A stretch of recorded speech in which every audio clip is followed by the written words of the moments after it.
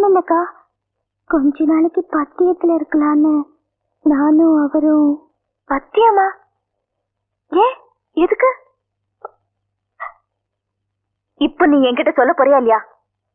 அக்கா, தெரிஞ்சோ தெரியாமலோ உங்களுக்கு கிடைக்க வேண்டிய வாழ்க்கைய நான் வாழ்ந்துகிட்டு இருக்கேன். 1000 தான் நீங்க வெளியில கலகலப்பா இருந்தாலும் மனசுக்குள்ள எவ்வளவு சோகத்தை சுமந்துகிட்டு இருக்கீங்கன்னு எங்களுக்கு தெரியும். அதான் உங்களுக்கு எப்போ கல்யாணம் ஆகுதோ அன்னைக்குதான் நாங்க ஒண்ணு சேர்றதுன்னு முடிவு பண்ணிருக்கோம். உங்க 2 பேருக்கு என்ன பைத்தியமா பிடிச்சிருக்க? எனக்கு கல்யாணம் ஆன பிறகுதான் நீங்க 2 பேரும் ஒண்ணு சேரணும்னு நினைச்சீங்கன்னா அது இந்த ஜென்மத்துல நடக்காது. அடி பாவீங்களா, மாமனுக்கு தான் அறிவு இல்லைன்னா உனக்கு எங்கடி போச்சு? இது பாரு, சின்ன வயசுல இருந்து மாமனையே நெஞ்சில சுமந்து வளர்ந்துட்டேன்.